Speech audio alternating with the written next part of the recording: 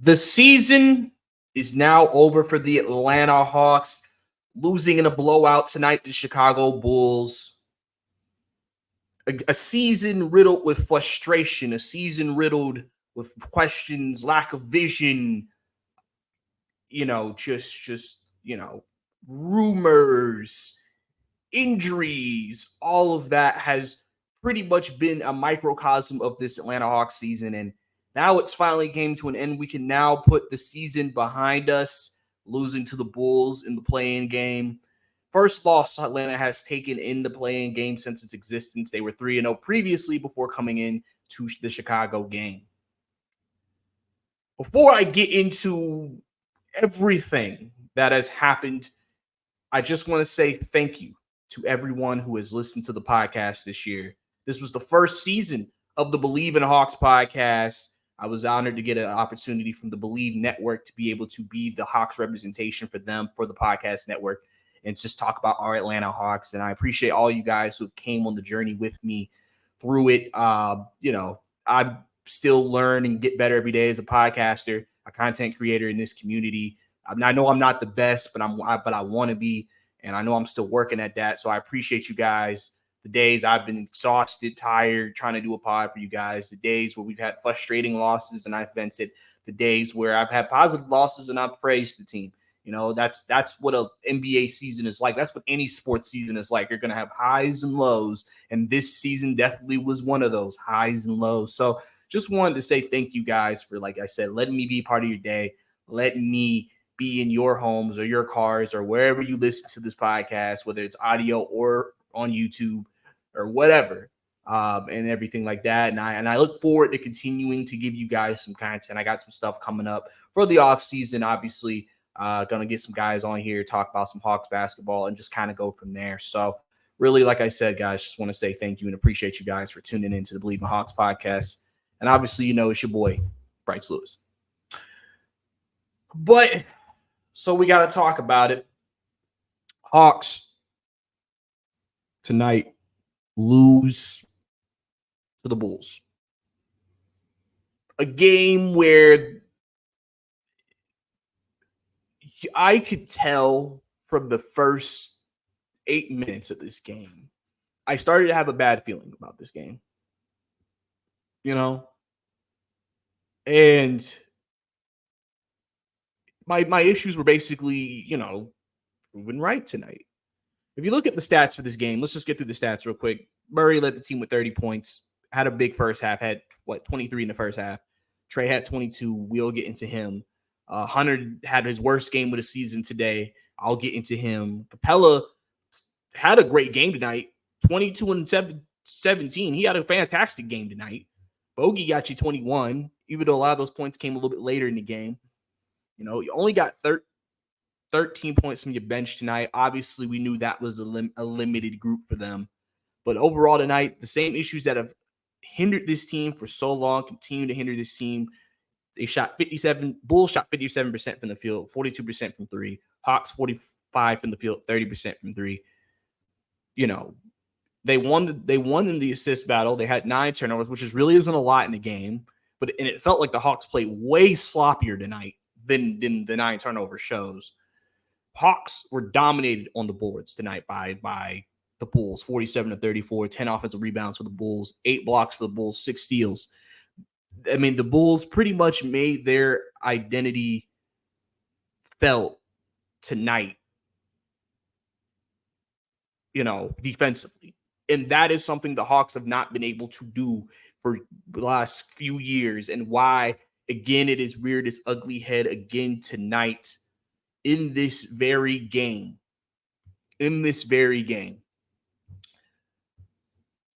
Because the thing is, I can get into a breakdown in this game and tell you guys what the Hawks did not do right tonight. And there's plenty of stuff they didn't do right tonight. Like I said, I could talk about every player, and I'm about to, and talk about what their season has been like, what's happening, what's going on, right? And there's so many things. But ultimately, at the end of the day, I tweeted this out on Twitter. The front office is under fire for putting this team together with the lack of roster construction, knowing there was a lack of roster construction, knowing what a problem was going into this season, which last season was point of attack defense, not fixing the problem. And I've just said that the front office has done a terrible job of giving the fans, the Hawks fans, a vision, an understanding of what we're trying to do as a team. And now, because of that, and there's been so much gray area. All rumors, I think, run rampant because there isn't a direction from the team. There all these questions. People are wondering why certain people aren't playing, and then every move is dissected and looked at with even greater detail because of that. And that to me is ultimately what's the toughest part. And let's get into the players, man, because I'll get into the players tonight. I'll get into Quinn. I'll get into the front office. I'll get into all of that because there's a lot to say. I mean, listen, let's start with Trae Young tonight, right? Obviously, Trae Young is at the core of rumors right now. There's rumors, these articles are coming out. Trae Young, the Hawks are looking to move Trae Young. They want to move Trae Young. They're looking for buyers for Trae Young. Trae Young coming off of his first major injury of his career in the NBA, especially with the finger injury, missed a bunch of games, came back. Clearly, you could see he was affected by the injury. But tonight, he also played sloppily. But at the same time, you could see his confidence and his aggression was affected. All of those things can be true. And, one thing for people are wondering, will Trae ask out? Is that something he might do? His representation is clutch. Is that something that could they potentially push the Hawks to move Trae? We don't know. I've always said I know how clutch works. They will do anything to make their client put them in the best position. That's why they're one of the best in the damn in all the agencies in this league, or just in sports in general. And so, the Hawks have to answer those questions, right? And with Trae, like I said, you could see, he was not 100% tonight. He was not himself. And that was clear. When you have those hand injuries, it's always very tricky because especially, you play a physical sport. And obviously, like the NBA, last thing you want with an injury is people slapping on your hand and stuff like that. Because the last thing you want to do is re-injure it or have another tear or something like that. And that can affect how you play. And I felt like at times tonight, Trae Young tried to overcompensate. He tried to say, you know what, I'm in the paint, guys are collapsing, let me try to find the open man instead of maybe being aggressive, taking the floater or, making a smarter pass. He had a couple of turnovers, especially early, where he was just throwing it to nobody.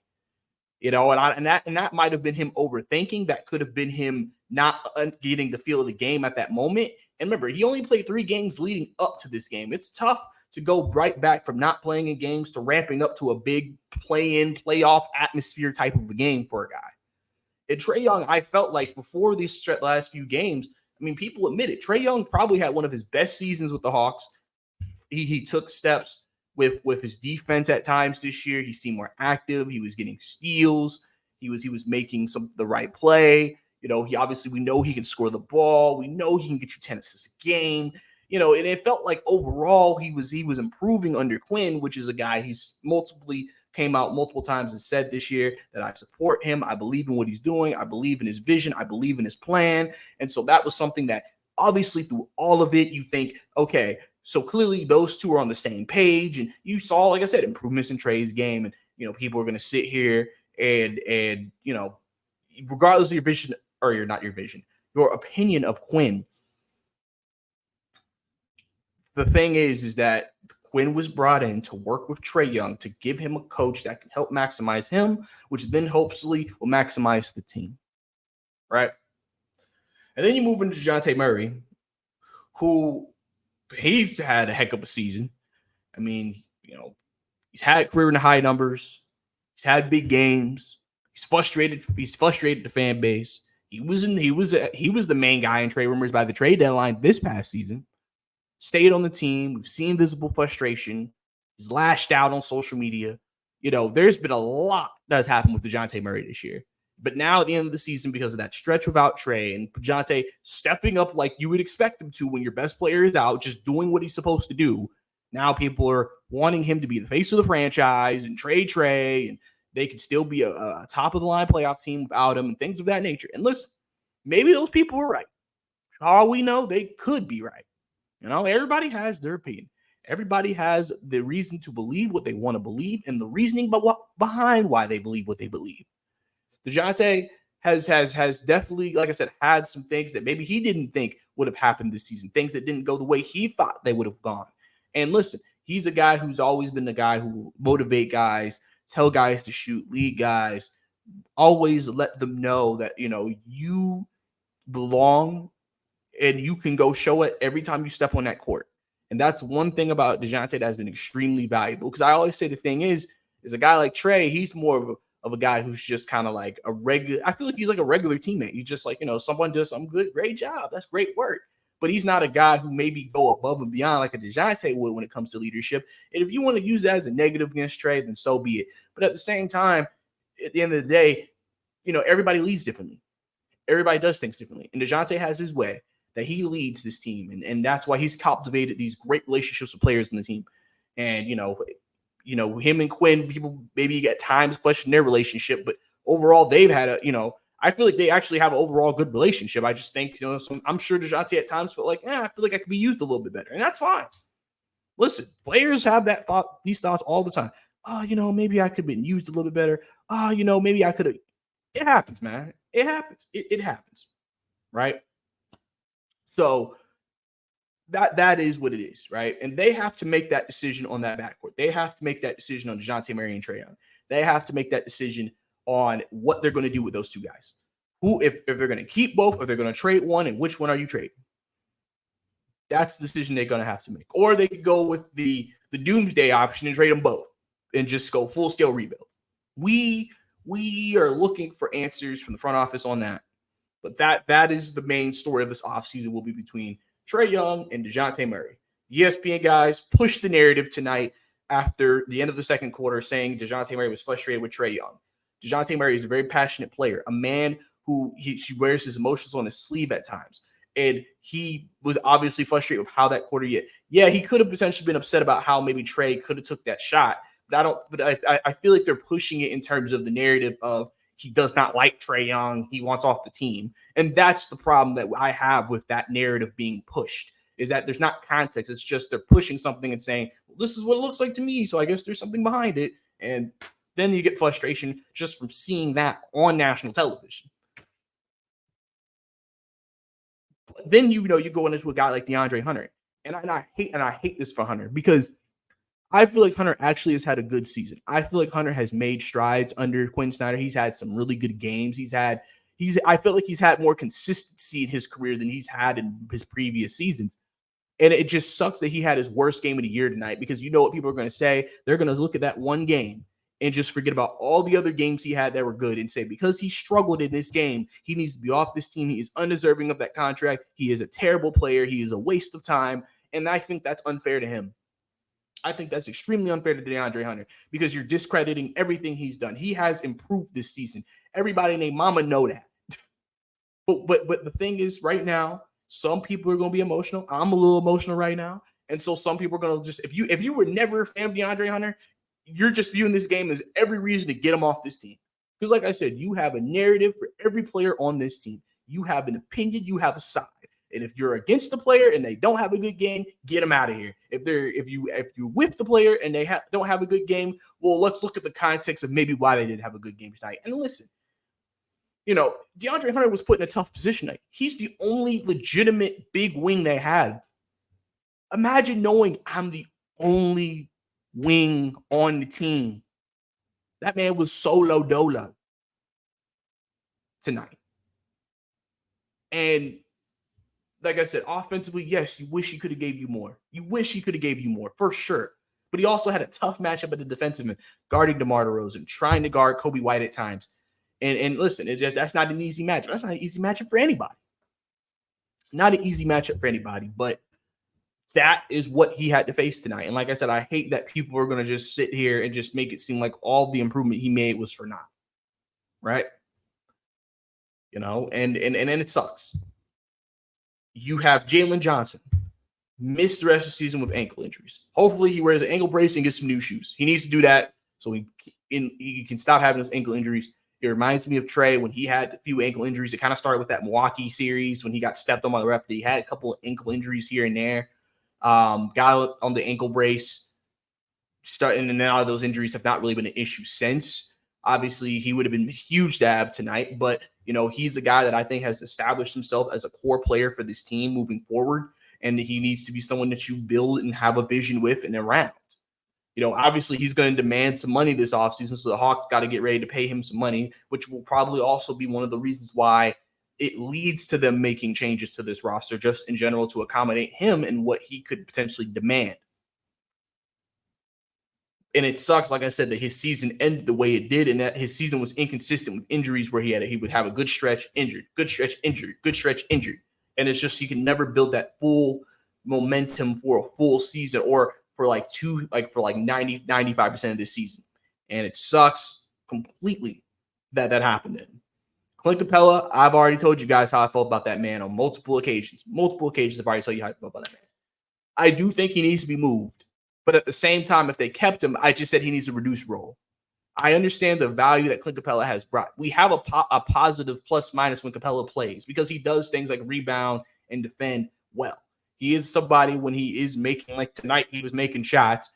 If you're getting the Clint Capella you got tonight, you're like, oh, I love Clint Capella. The problem is you don't get that Clint Capella every night. And that's what frustrates Hawks fans, is that he'll have those games where he'll just miss bunnies. And it's just like, what are we doing here? What is happening? And they have to at some point, like I said, make a decision on Kongu as well. And it sucks that his season ended with injury too. Because again, a guy who they probably had a lot of promise, worked on a 3-point shot, trying to expand his game, trying to be a more effective pick and roller for Trae Young or whoever's in the pick and roll game, and then couldn't even finish the season. It all sucks, right? And for Quinn, I mean, Quinn this season, this was his first full season as the Atlanta Hawks head coach. This was his first full season at the helm, establishing his system, establishing his coaches. And I know a lot of people are probably not happy with Quinn Snyder's performance this season. Some people feel like probably he should be fired after a year. My thing to that is, okay, well, what message are you sending if you fire Quinn Snyder? You're telling a coach, if you can't get it right in a year, you're out of here. Which, I mean, that's, people forget, like, when you do stuff the league is watching, the last thing you want to do is show the league that, the Hawks are very incompetent because they just fired Quinn Snyder, a highly respected coach in the league. A guy that your star point guard has outwardly supported. Probably not the smartest move, realistically, if we're being completely honest here. And I'm recording this right now, and for all I know, Trae Young could be saying something. Quinn could be saying something that people are going to hold on to and everything like that. But overall, I think Quinn has some improvement he needs to make as a coach. He needs to go into the offseason. He needs to look at himself and say, what could I have done better as a coach to help this team? And then he needs to let Landry and them know what he wants for this offseason, what he thinks this team needs to get to the next level. If that is, because I think he's not here to rebuild. I think he's here to compete. And then see, okay, well, then Landry and them have to give him his answer about, okay, can we do this for you? Is this something that can happen? And I think that's the biggest thing moving forward for that situation with Quinn. Everybody has their opinion on Quinn. You have your opinion, you do what you do, so be it. It is what it is. That's how I feel about it, realistically. So, but yeah. But overall, like I said, let me get into the part everybody really want to see. I know I waited about 19 minutes into this podcast to do it, so I definitely don't blame anybody for skipping ahead to this point. I gotta talk about the front office, man, because tonight was one of those games, man, where my question is to the front office is, why do you guys not give clarity? Because you brought Trae Young back from a major surgery, first one of his career, played 3 games, and then before the last regular season game, did not convert Vic Krejci to a standard NBA deal, knowing he would have been a restricted free agent regardless if you did. To play the game you played tonight, knowing you needed Vic, but yet you're telling me our star player needs to come back and play through an injury that he clearly was not 100% from, that he clearly was not himself from. What message does that send? I feel like that is a representation of what the front office has been. And you just sit there scratching your head like, what are we doing? We're going to bring Trae back and try to say, yeah, we're going to try to compete in this game. But we're not going to, knowing that we have injuries, knowing we don't have depth, knowing we have issues, you going to sit here and tell me that this is a long-term decision with Vic Krejci. And listen, I want Vic Krejci here next year. I do. I want him here. But it's just this season has just been so frustrating from a sense of just like what do you guys want to do? I said this on Twitter. I said this. I said I need Landry Fields at that end of season press conference to stop beating around the bush, stop giving me the political jargon, stop telling me all this crap, and just tell me what is your vision for this team? What do you want this team to be? What are the principles of this team? And then tell me how you want to accomplish that. Do you want to do that through developing the young players, drafting, not overspending, being big spenders? Do you want to be aggressive, make big moves, make big changes? Look at all potential options. Leave every stone unturned. That's what we need to know. That's what we want to know. The problem is they're just kind of making it seem like, oh, we got guys that we like and we have guys that we're excited for. And, we really look forward to, seeing what's to come. And what does that mean? Because coming into this season, and I know a lot of you guys listening to this right now might agree with me. We all thought we were going for playoffs. We're competing. We're in a Quinn. We are trying to compete, be a top 6 seed in the Eastern Conference. Dejounte Murray said he wanted to be a top seed in the Eastern Conference. Everything. And then it felt like at some point in the season, a pivot was made where now they were like, well, we really value development. We really value, just doing it the right way. And I'm just like, when did this decision was made? And how are we going to go about that? What does that mean exactly? One of the biggest issues this team has that point of attack perimeter defense. Our best point of attack defender is Kobe Buffkin.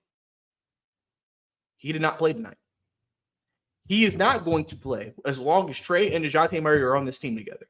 Let's just be honest about that. He's just not, because Dejounte's the de facto backup point, and he's not playing him over Bogey. He is going to give all the guard minutes to those guys. Quinn is. And so if you know one of your biggest weaknesses that none of those three players can fix or do for you, then you need to make a move to try to fix that problem. Whether that's moving Trae or moving Dejounte. Either or. Right? Either or. I talked about the Vic Krejci decision, why that was head scratching. Like I said, guys like Clint Capella, what is the future with this team? He does a lot of good things the Hawks need. He's the only size you really have, and you don't want to lose him. But at the same time, it's like, you also know the things that he struggles with and some of the things that Quinn wants to do.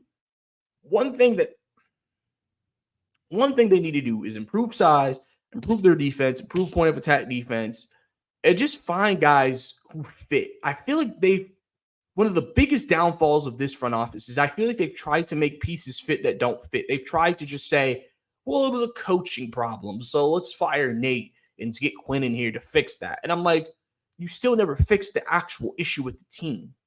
That's the problem. You never actually fixed the problem. You maybe gave him a different voice that they may like more than Nate McMillan, and maybe has a more creative vision than Nate McMillan does. But at the end of the day, you still got to make sure you have the talent to match up with the vision. You can give me Phil Jackson. If the talent don't match up, I don't know what you expect.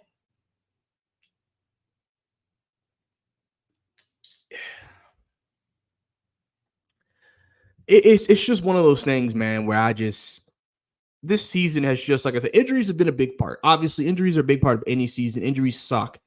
But again, with the roster construction, the Hawks did not do themselves any favors sitting here say we're going to trade John Collins, not try to find a backup for. And now the biggest issue you've had all season is that if you lose your wings, you're basically a trash team. You lost Jalen Johnson, you sucked. You lost DeAndre Hunter, you sucked. Your best version was when they were both on the floor, and that barely was a lot this season. And really, a lot of that was just more because you didn't really have any other capable guys behind them. You have some guys that you look forward to. Muhammad Gay. Muhammad Gay played tonight, a couple minutes. Bulls went on that wild run, and he never saw the floor again. Because Muhammad Gay, at the end of the day, he is extremely raw. He has talent, but he's extremely raw. And Quinn was like, he's not ready. He knew in 2 minutes he's not ready. Get him back over here. You know, and the thing is about it is the Hawks, like I said, I mentioned Kobe, I mentioned Mo. They have guys that you legitimately could look at and say, these guys could be a part of like the future. And it could legitimately be main rotation players for them, like Muhammad Gay, Kobe, and even Seth Lundy. They just got to get the opportunity. They got to grow and develop. And that's going to take time. It's going to take some experiences and everything under the sun. But they also have to be afforded the opportunity to get that. You have the decision you got to make on Sadiq Bey. Tore his ACL.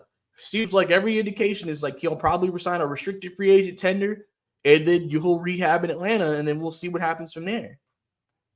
But overall, it's still like we can do that, but again, you need people who can compete and play next year. You know, and ultimately that starts with deciding what is the vision of this team. The front office has to answer the question. Landry Fields has to answer that question. Tony Ressler, listen, he's not escaping it either. The cheapness is for a top 10 highest paid owner in this entire league. The cheapness is not going to work. You can't be cheap, bro. You can't be cheap. You know, it's one thing. See, the thing is, if he came out and said, I want to rebuild or I want to go young and be cheap that way, but we want to be also very diligent in our draft process and bringing in players that we think can develop and really to good guys that we can view as guys that we're willing to pay in the future, that's fine. But the problem is that, you know, him letting guys walk for nothing has been some of the worst decision-making that this Hawks franchise has done. And he's at the core of that problem. The Travis Slank, you know, what his vision was and them pushing him out, the way they pushed him out. You know, it's just one of those things, man, where it just from the top up, it just seems like this franchise is very dysfunctional. And that is a product of the decisions they have made and how they presented themselves. And they have no one to blame but themselves. That's just as simple as it gets right there. No one else can be blamed for it but them. And they have to answer the questions about what's going to happen. And like I said, we're going to be in a rumor mill this year. People are going to ask questions. People are going to wonder. People are going to sit here and debate on Twitter every day, Dejounte or Trae. People are going to get to arguments, call each other's names.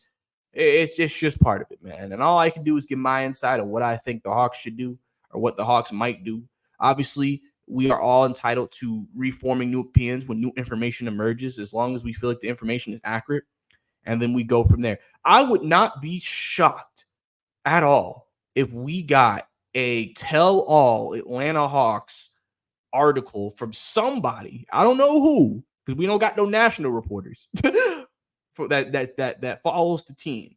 But I would not be shocked at all if we got some type of report like that tomorrow or over the next couple of days in telling this entire season and trying to give us background into what this season was for the Atlanta Hawks. It just feels like one of those times that you could definitely see that happening. And then that will add more fuel to the fire of whatever is coming. Hawks have major decisions to make this offseason. They have to make changes. They have to readjust this team. They have to give me a direction. Give all of us paying fans who goes to the games, who support this team, who are Hawks fans. You know, they need to be able to tell us what we are expecting and why we should give them our money. So then we can make a judgment based off what they say and say, am I comfortable supporting this team in this way aggressively spending money to go to games, or maybe I just want to be a home fan and always watch it from home. Maybe you give me a reason not to tune into the season. I don't know. But it's just frustrating across the board, man. It's extremely frustrating. And the season and like the game tonight was just a microcosm of that. This is not an episode for me to do a breakdown on what happened with the Bulls. Well, you could see we got outplayed. Kobe White looked like Derrick 08, 09 Derrick Rose tonight. That's how Kobe White looked tonight. Trae, Bogey, Dejounte had no answer. None for him. Asumu, balling. We knew what DeMar can do. We know what kind of player he is. Vucevic had a good game.